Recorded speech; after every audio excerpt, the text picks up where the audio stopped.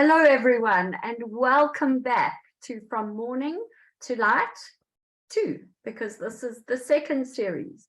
And if you missed the first series, I'm really sorry you did. It was great. But don't worry, we've got some more excellent speakers with us. So I'm Sadie Bale, your host, and I am so honored to introduce to you Lisa Bain. And she calls herself the real Lisa Bain, and you'll hear why in a second. Lisa is a writer and a poet and a travel blogger, and she is a widow and she has had a very interesting life. So without further ado, Lisa, let's jump right in and tell us about writing. How did writing help you in your grief? Oh, gosh, Sadie. Well, I wasn't a writer by trade. I worked in the real estate and finance industry for years, and writing was a creative outlet that was never really encouraged in my family. So, I didn't know until long after I had started writing that my dad used to write poetry. I found it when I was helping pack up my mother's things. And it was the most bizarre connection across space and time to reconnect with him because he was kind of the jumpstart to my grief journey. My dad died 8 months before my husband, and I didn't have time to properly grieve him because I was helping my husband get through chemotherapy and dealing with the very rapid and unreal realization that the clock was ticking and we didn't have any options. And so one of the social workers at the cancer clinic suggested that I start journaling. Well, I didn't have the bandwidth to do that, but I would occasionally write things down. And I found that pre-life in the before time is what I call it. I was too terrified. And I couldn't think about the future. But in the after loss, I was unable to verbalize my pain. And yet the grief counselors, everyone kept suggesting journal it out. I'm like, well, how do you spell that raw, unbelievable scream of pain and agony? How do you spell that? I'll journal that, because that was where I was. There were no words, or I was so raw, I couldn't put the words together. And I tried, Sadie, I tried so hard. And unfortunately, what happened was I lashed out at the people closest to me who were also grieving. And because they couldn't understand my pain.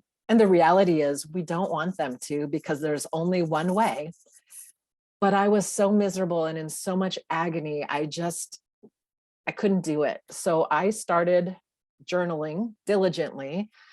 My first grief counselor, and I went through several, suggested I start writing it out. And I think my first entry was, my stupid grief counselor gave me this stupid assignment to write out how I feel. This is so stupid. And, but over time, I started doing it diligently, and it felt ridiculous.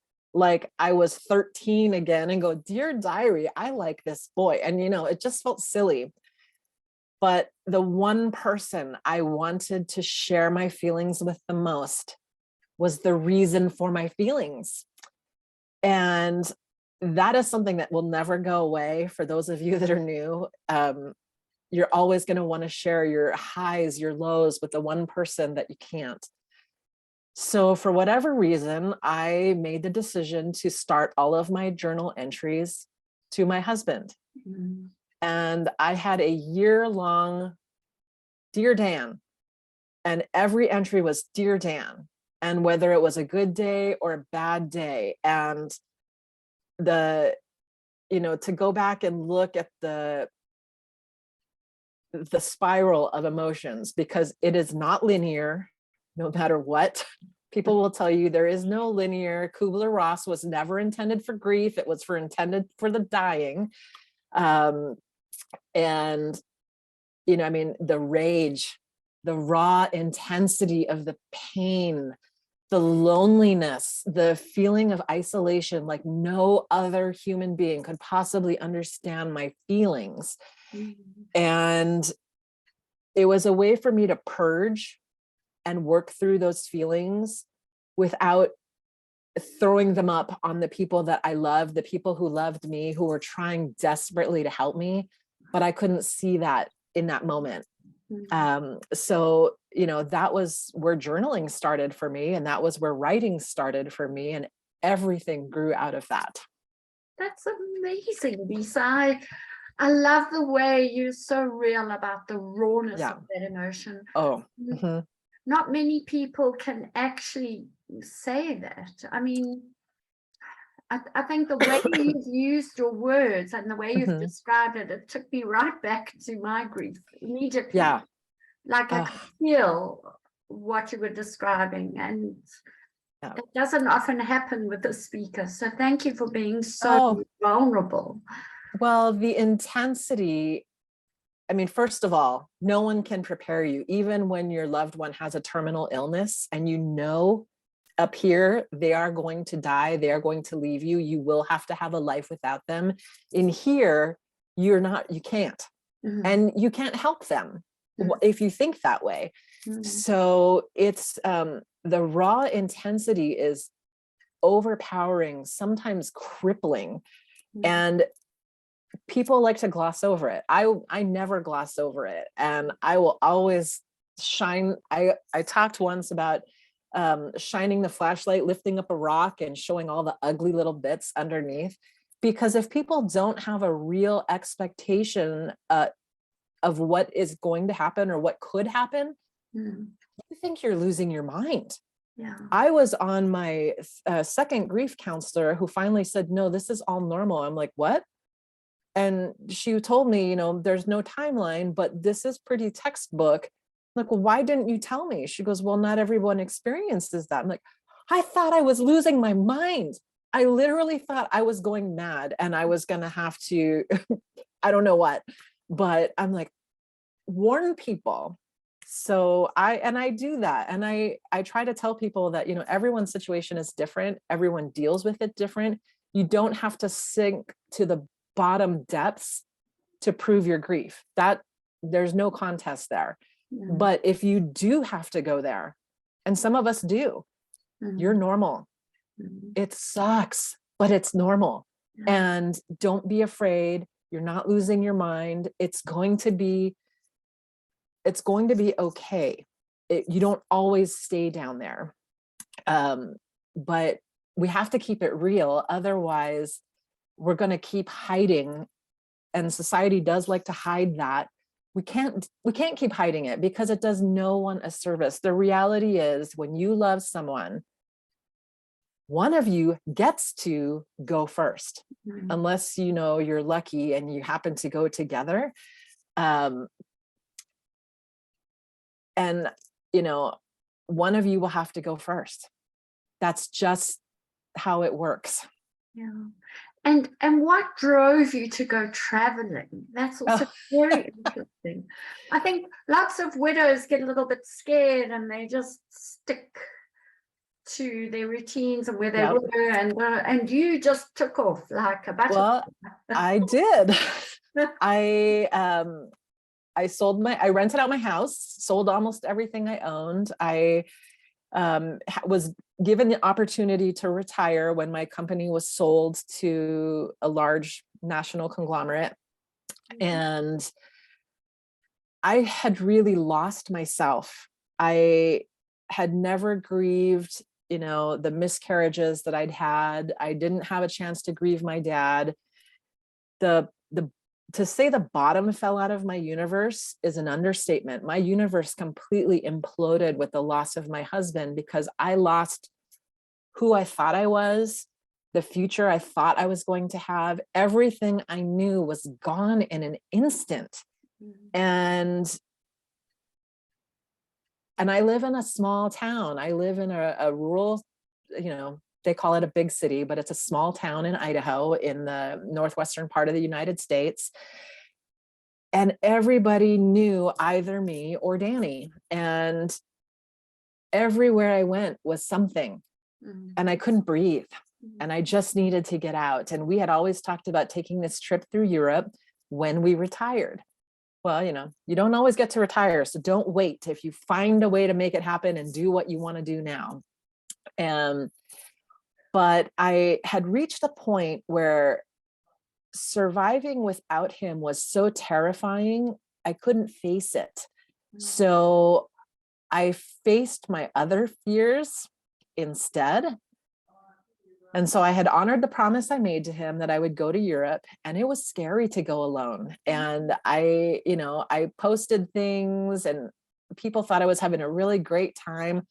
People didn't know I cried myself to sleep every night because you're in these beautiful places and doing cool things and meeting amazing people, and you have no one to share it with.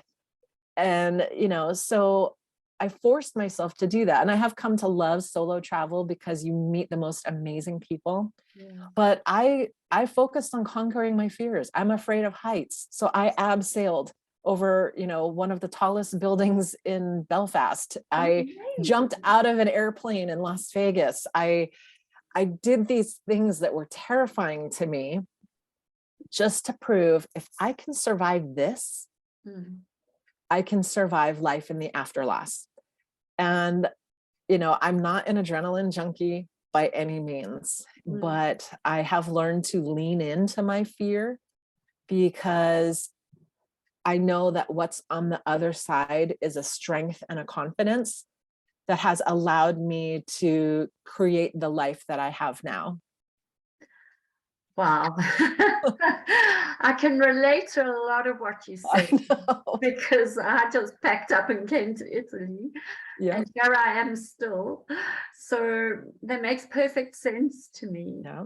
So if we're speaking to the people out there watching this, and you have a dream to go travel, just do it. There's no time like the present. Absolutely. I mean, if nothing else, one of the things we learn from losing the person that we love is tomorrow is not promised. You have to reach out and grab it.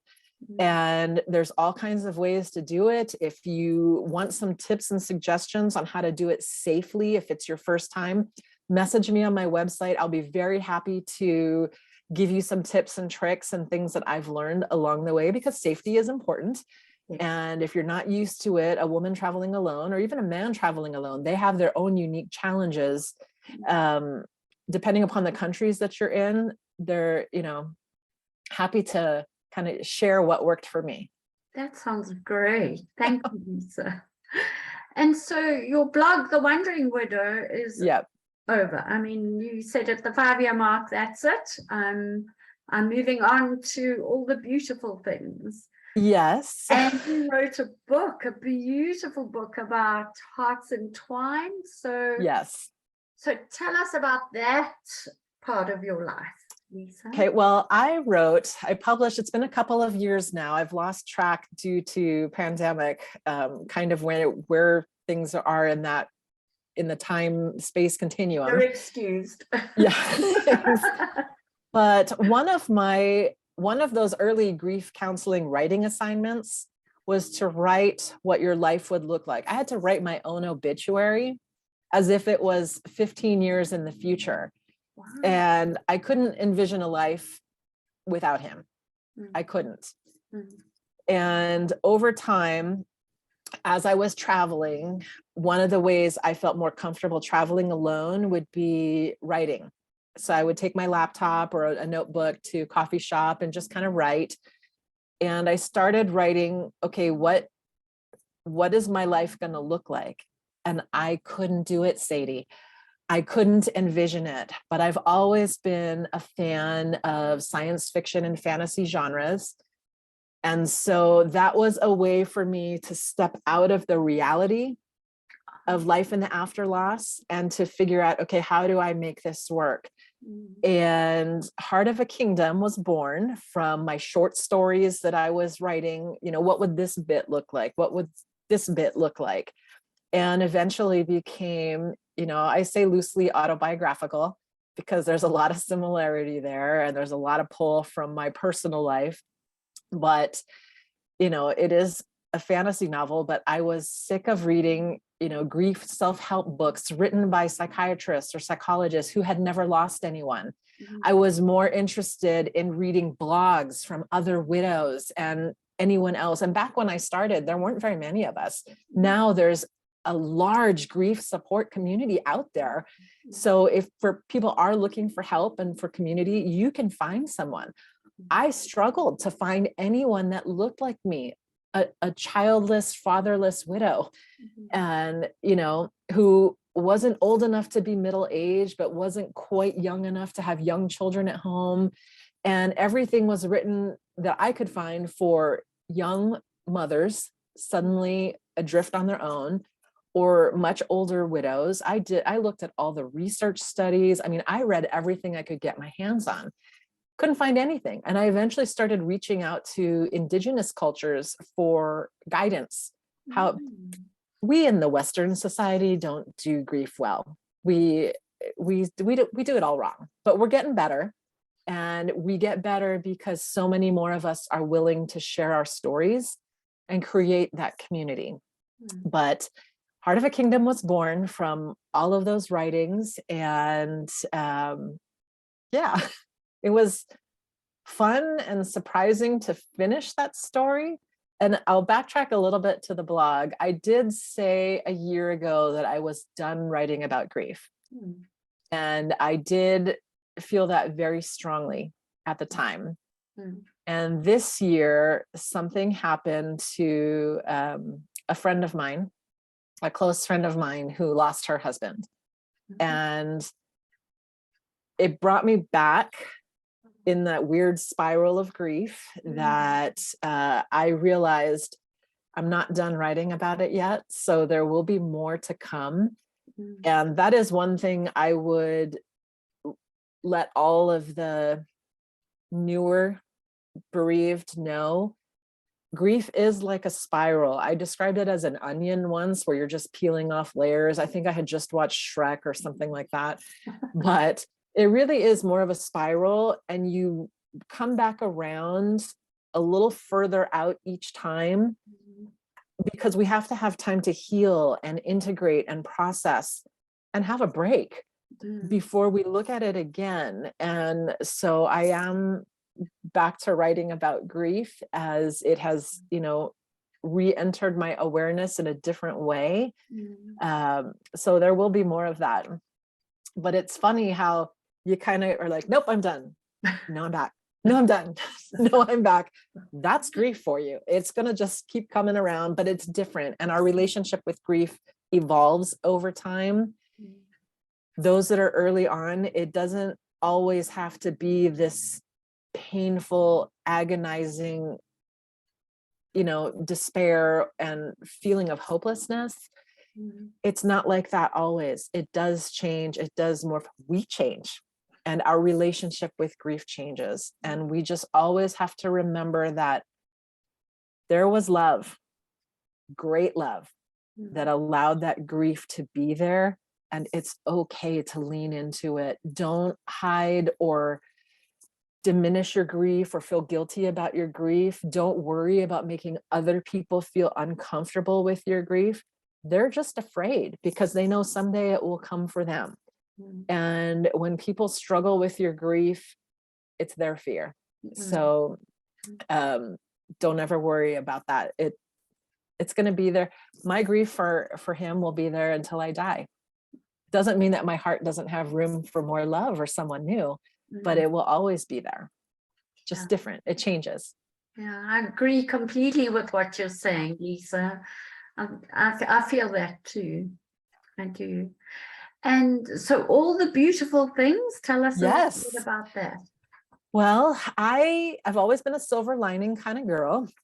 And I've got family members that are the opposite. They're, what could possibly go wrong? Let's focus on that. What is the dark cloud? So I've got quite a few dark cloud people in my life, and I love them for who they are. But I like to focus on the light. Glitter is my favorite color, and I look for it. You know, and I won't lie, in the throes of my grief and the worst of it, I could not find it. I didn't even look. I didn't have it in me to look. My eyes were too full of tears to try to see any light. But over time, my tears dried and I was able to see them again. And so I make it part of my, like a mindfulness practice, is I look for the beauty in everything, in the most mundane things. A leaf blowing along the street, or a bird singing outside your window, anything. Even in the biggest storms, and I love storms and I've written about them quite a lot, there's beauty in all of it. And being able to find the beauty in the grief is, you know, a different level of healing. It was for me. And to be able to see, you know, the day I was able to be grateful that he died first, I knew I was going to be okay, because I knew I wouldn't have wanted him to go through what I went through. And I was like, wow, that's different. Where did that come from? Yeah. Right. So that, you know, that I loved him enough that I was okay to carry this burden, because I wouldn't have wanted him to have had to carry it.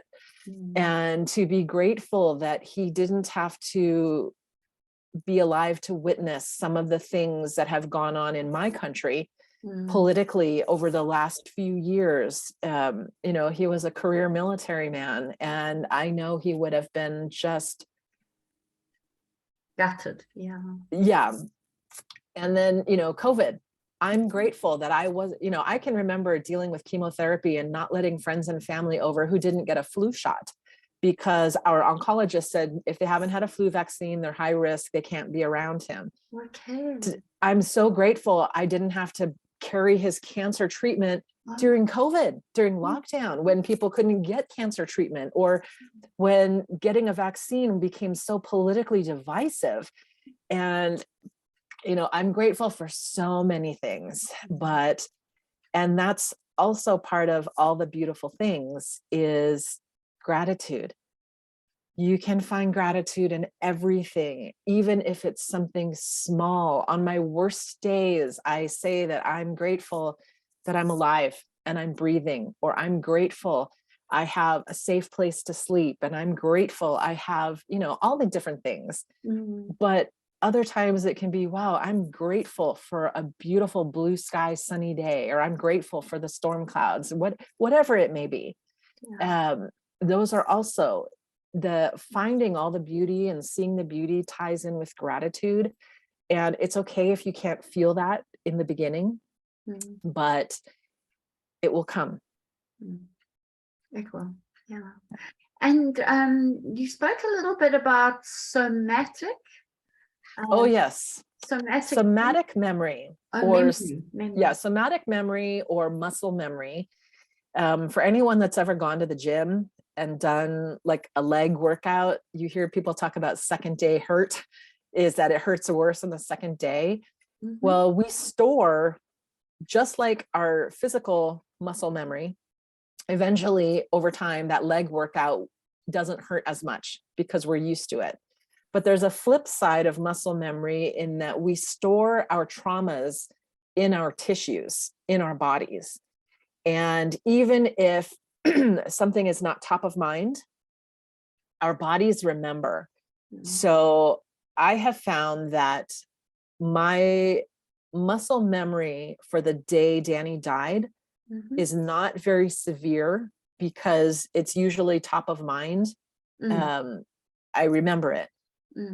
Where my muscle memory kicks in for me is usually in mid-April, when he had his first grand mal seizure, and it was a very traumatic experience, and he died a few months after that. But I noticed that I forget all about it until my friends, who we kind of remind each other, what time of year is it? What was happening back then on that day? So my anxiety will start to go up in April, and I don't sleep as well. I'm more irritable, and I have no reason for it, and I can't pinpoint it.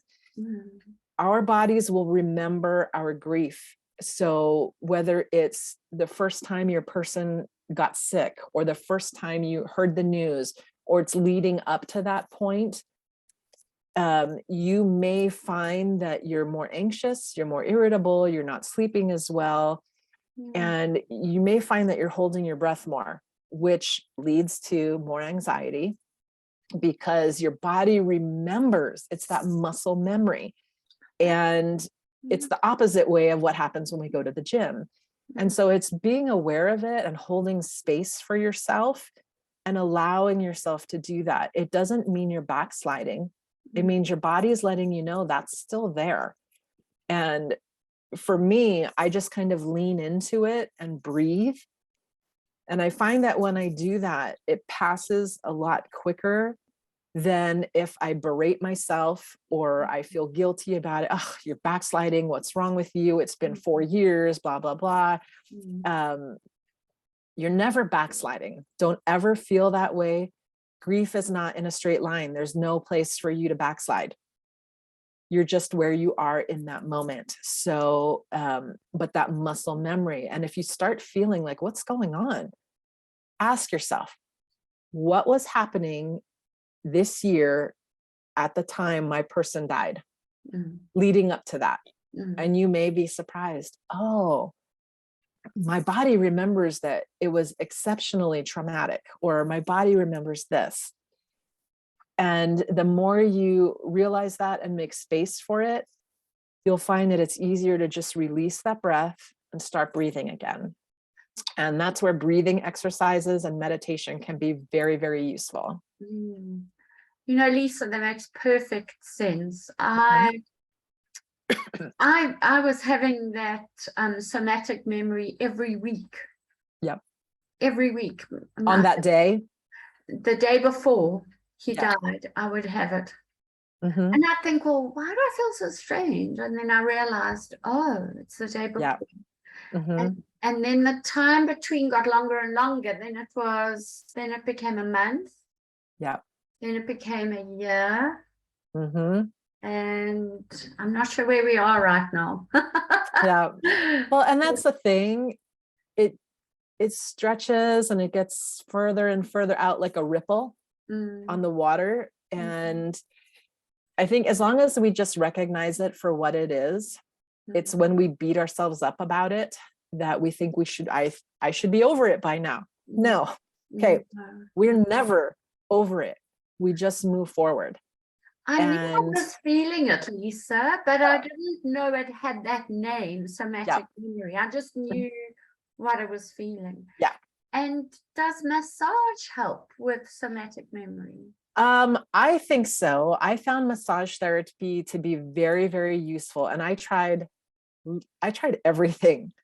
But massage therapy is good, I think, for 2 reasons. Number one, with the somatic memory, it helps to release it from your tissues. Drink a lot of water first and after.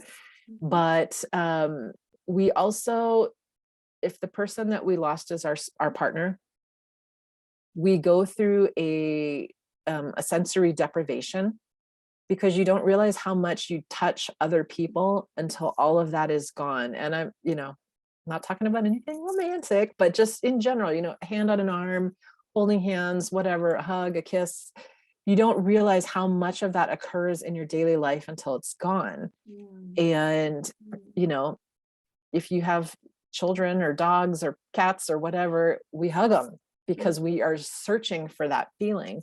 But massage therapy, I think, was super beneficial for that reason. It's the connection to another human being, and it's also helping to work that out. But I tried literally everything: massage therapy, acupuncture, Reiki, hypnotherapy. I'm a strong proponent of grief counseling for everyone. And yeah, I'm sure there was a few other things that I've tried so well. I was desperate.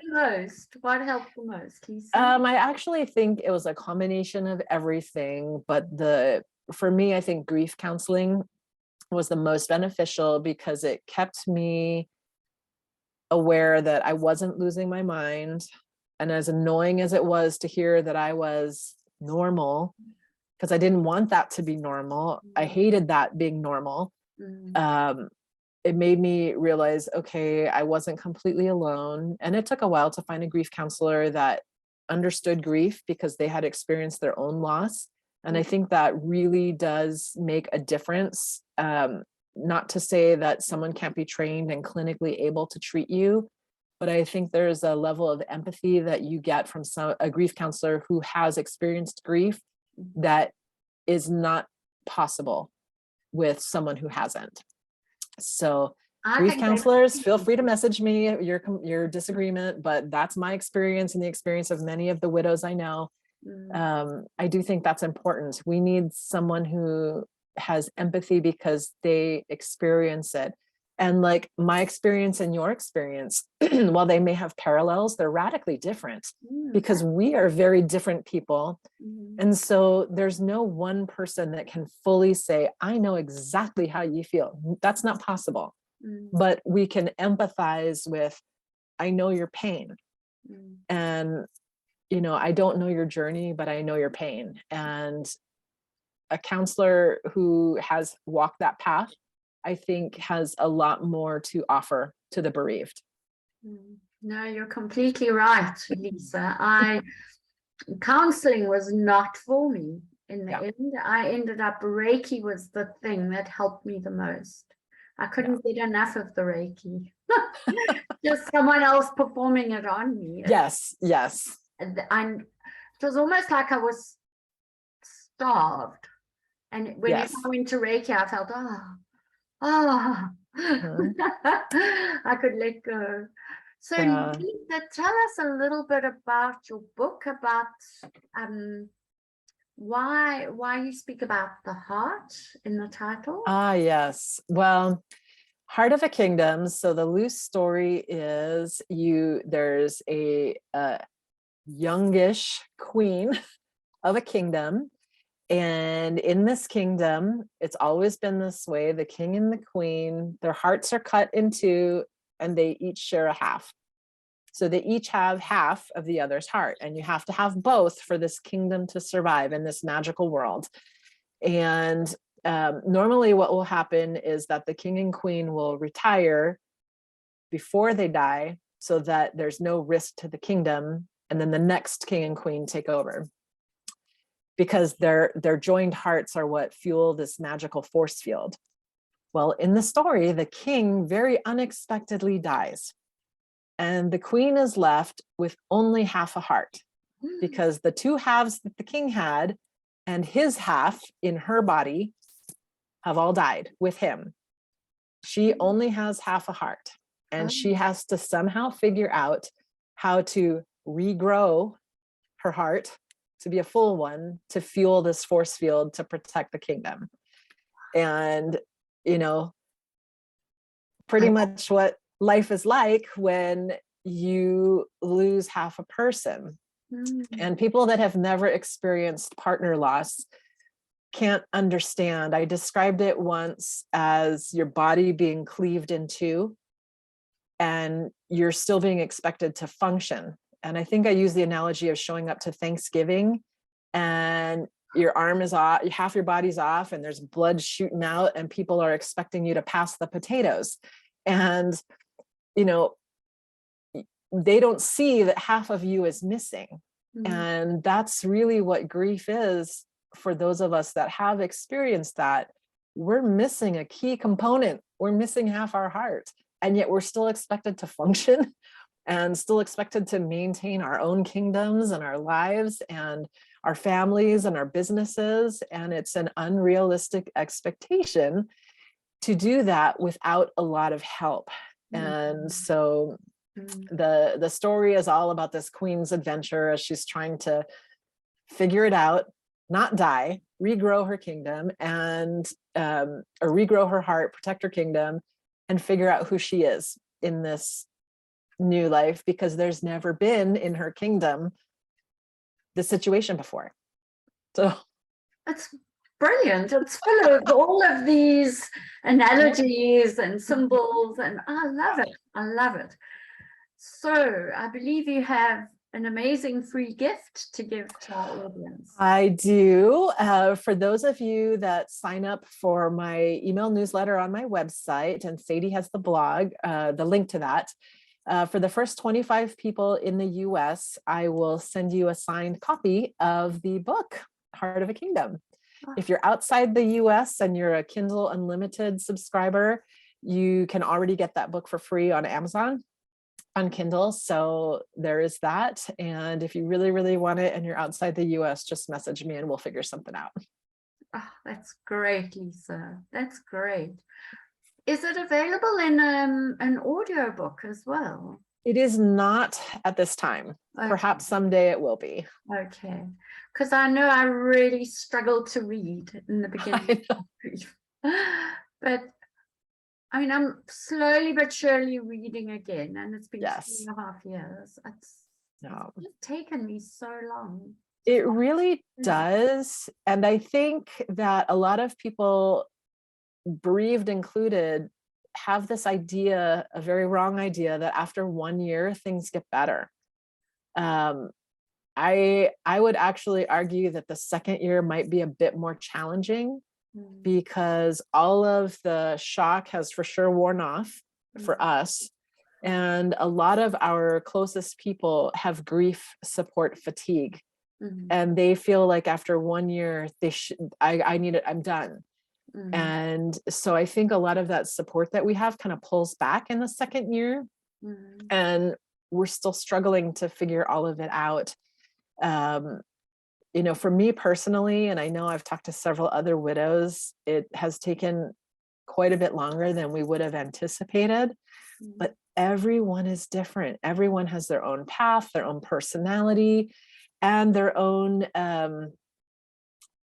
you know, life situations. So everyone is different. There's no one timeline. There's no one's grief is the same. That's very true, Lisa. Yeah. Okay, so to wrap up, is there anything you'd like our audience to know? Maybe there's something I've neglected to question on. I don't know that it, I would just want to encourage anyone and everyone who's in this process, whether it's very, very new and raw, or whether it's been a few years and you're still figuring life out, just to remember you are not alone in your grief. Your grief is not something to be embarrassed of or to feel guilty about. It doesn't mean you're stagnating. Facing our grief and leaning in is part of our moving forward. And you're not alone. There's a large grief community. And if you ever start to feel isolated, reach out. If you don't think counseling is for you, or you don't have a counselor available, reach out to the grief community. There's a huge grief community on Twitter, on Instagram, on Facebook, in the blog universe. There's all kinds of things out there that are available. And, you know, bookmark Mourning to Light, both of them, and go back and watch them later. I mean, there's all kinds of resources, and things impact you at different times in different ways, but just, you're not alone. Hold space for you. The rest of us love you and we're cheering for you. But we know that you have to do it in your own way. So just don't give up. Keep breathing, one breath at a time. Well said, Lisa. Well said. And what are you up to right now, so everyone can be inspired? Well, right now I am living the life of a nomad. I sold my house back in December, put my stuff in storage, the few things I kept, and I've been traveling and staying with friends, kind of looking for a new home base, but really just, you know, finding my way. I've spent the better part of this year quiet on the writing front, just integrating a lot of my growth and my spiritual journey, and really just getting some clarity on what's next. So I am still just kind of going with the flow. Sounds amazing, Lisa. I'm sure whatever you do next will be just as amazing as what you've done so far. Thank you. Okay, so thank you so much for granting us this time and telling us your story. And thanks for being so real about those Thank you. emotions you went through. And to our audience, don't disappear. Tomorrow we have 2 new guest speakers and 2 new completely different topics, different stories. So don't miss a minute. Everything and anything will help you at this stage. Thank you, Lisa. Bye. Thank you. Bye.